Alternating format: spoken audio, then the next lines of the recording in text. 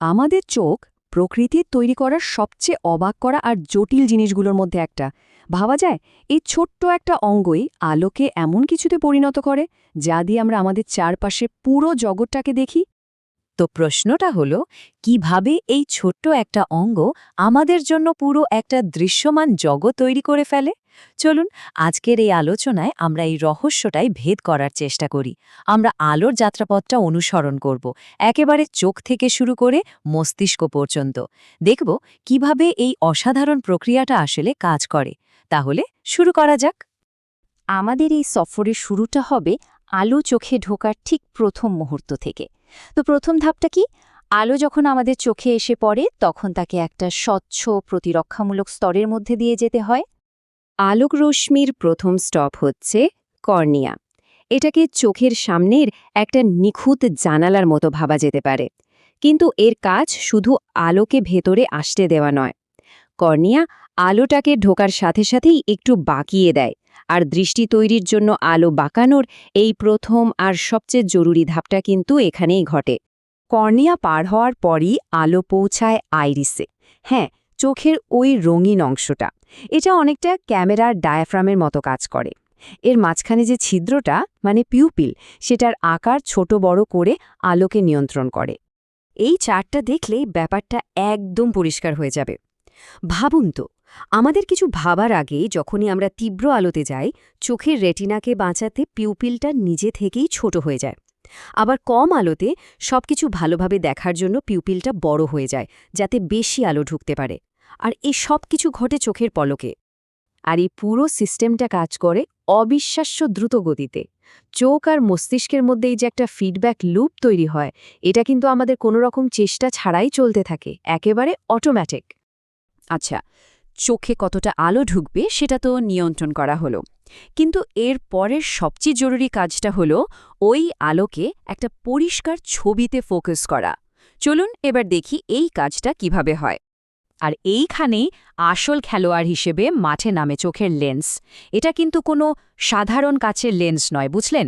এটা একটা জীবন্ত নরম একটা জিনিস, যেটা সব সময় নিজের আকার বদলাতে পারে। কখনো মোটা হয়, কখনো পাতলা, যাতে আমরা কাছের জিনিস বা দূরের জিনিস সবকিছুই একদম পরিষ্কার দেখতে পাই। লেন্সের এই যে আকার বদলানোর প্রক্রিয়া, এর একটা গালভরা নাম আছে, অ্যাকোমোডেশন। এটা আসলে সম্ভব হয় লেন্সের সাথে লেগে থাকা কিছু ছোট্ট পেশির জন্য, যেগুলোকে সিলিয়ারি পেশি বলা হয়। এই তুলনাটা দেখলে ব্যাপারটা দারুণভাবে বোঝা যায়। ধরুন কেউ একটা বই পড়ছে, তখন তার চোখের সিলিয়ারি পেশিগুলো চেপে গিয়ে লেন্সটাকে মোটা করে দেয়। আবার যেই মুহূর্তে দূরে তাকানো হচ্ছে, ওই পেশিগুলোই রিল্যাক্সড হয়ে যায় আর লেন্সটাও পাতলা হয়ে যায়। ভাবা যায় এই পরিবর্তনটা আমাদের অজান্তেই 1 সেকেন্ডের মধ্যে হাজারবার ঘটছে। হ্যাঁ, একদম ঠিকই পড়ছেন। এই ফোকাসিং সিস্টেমের একটা মজার পার্শ্ব প্রতিক্রিয়া আছে। লেন্সের স্বাভাবিক নিয়মের কারণেই আমাদের রেটিনার উপর বাইরের জগতের যে ছবিটা তৈরি হয়, সেটা আসলে পুরোপুরি উল্টো থাকে। একটু পরেই আমরা জানব যে এই উল্টো ছবিটা কিভাবে সোজা হয়।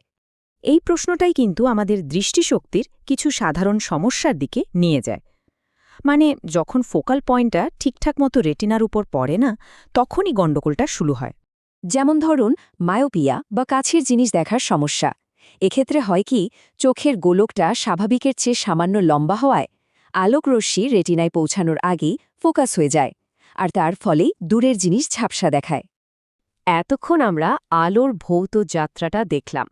এবার শুরু হবে একটা একদম নতুন অধ্যায়, যেখানে আলোক শক্তি বদলে যাবে নার্ভ সিগন্যালে বা স্নায়বিক তথ্যে। রেটিনা হলো চোখের ভেতরের সেই জাদুকরী পর্দাটা, যেখানে আলো এসে বৈদ্যুতিক সংকেতে রূপান্তরিত হয়। এই পর্দাটা আসলে লক্ষ লক্ষ আলোক সংবেদনশীল কোষ বা ফোটো রিসেপ্টর দিয়ে তৈরি। এই ফটো রিসেপ্টরগুলো আবার 2 রকমের হয়, রড কোষ আর কোন কোষ। রড কোষগুলো আমাদের কম আলোতে বা অন্ধকারে দেখতে সাহায্য করে, মানে সাদা কালো ছবি দেখায়। আর কোন কোষগুলো কাজ করে দিনের উজ্জ্বল আলোতে, আর এগুলোর জন্যই আমরা রং দেখতে পাই। ব্যাপারটা আসলেই অবাক করার মতো। আমরা যে হাজার হাজার লক্ষ লক্ষ রং দেখি, সেটা গোলাপের লালই হোক বা আকাশের নীল, এই সব কিছুই তৈরি হয় মাত্র এই 3 ধরনের কোন কোষ থেকে। লাল, সবুজ আর নীল, এই 3 রঙের সিগন্যালের বিভিন্ন মিশ্রণ থেকেই আমাদের মস্তিষ্ক বাকি সব রং তৈরি করে নেয়। চূড়ান্ত শিল্পী আসলে আমাদের মস্তিষ্কই। রড আর কোন কোষ থেকে যে প্রাইমারি সিগন্যালটা তৈরি হয় সেটাই কিন্তু শেষ কথা নয়। ওই সিগন্যালটা মস্তিষ্কে পাঠানোর আগে রেটিনার মধ্যেই থাকা আরও কিছু কোষ সেই তথ্যটাকে একটু ঘষামাজা করে নেয়, ছবির ধারগুলোকে আরও স্পষ্ট করে তোলে। আমরা এখন পুরো প্রক্রিয়ার একেবারে শেষ ধাপে চলে এসেছি। এবার দেখব কিভাবে মস্তিষ্ক এই বৈদ্যুতিক সিগন্যালগুলো গ্রহণ করে আর আমাদের চেনা পরিচিত এই জগৎটাকে তৈরি করে। যেহেতু চোখের সব নার্ভ বা স্নায়ুকে এক হয়ে চোখ থেকে বেরিয়ে মস্তিষ্কে যেতে হয়, তাই রেটিনার ওপর একটা ছোট্ট জায়গা থাকে যেখানে কোনো ফটোরিসেপ্টর কোষ নেই, আর এই জায়গাটাকেই বলা হয় ব্লাইন্ড স্পট বা অন্ধবিন্দু। এবার সেই আগের প্রশ্নে ফেরা যাক। আমরা তো জানলাম যে রেটিনার ওপর ছবিটা উল্টো তৈরি হয়, তাহলে আমাদের চারপাশের দুনিয়াটাকে উল্টো মনে হয় না কেন? আমরা সবকিছু সোজাসুজি দেখি কিভাবে? এর উত্তরটা এক কথায়, আমাদের অসাধারণ মস্তিষ্ক। আসল জাদুকর কিন্তু এটাই, মস্তিষ্কই ওই ইলেকট্রিক্যাল সিগন্যালগুলোকে নিয়ে কাজ শুরু করে। শুধু যে উল্টো ছবিটাকে সোজা করে তাই না, আমাদের ওই ব্লাইন্ড স্পটের ফাঁকা জায়গাটাও এমন নিখুঁতভাবে পূরণ করে দেয় যে আমরা জীবনেও টের পাই না। তার মানে আমরা যা দেখছি সেটা আসলে আমাদের মস্তিষ্কের তৈরি করা একটা সম্পূর্ণ নিখুঁত ছবি। তাহলে শেষ পর্যন্ত ব্যাপারটা কি দাঁড়ালো? আমরা যা দেখি তা কিন্তু বাইরের জগতের কোনো লাইভ টেলিকাস্ট নয়, বরং এটা আমাদের মস্তিষ্কের তৈরি করা একটা জটিল আর সুন্দর ব্যাখ্যা। যদি আমাদের সবচেয়ে নির্ভরযোগ্য ইন্দ্রিয়টাই বাস্তবতার একজন সক্রিয় নির্মাতা হয়, তাহলে আসল বাস্তবতাটা আসলে কি? এটা কিন্তু আমাদের দেখা এবং আমাদের অস্তিত্বের ধারণা নিয়েই একটা গভীর প্রশ্ন তৈরি করে, তাই না?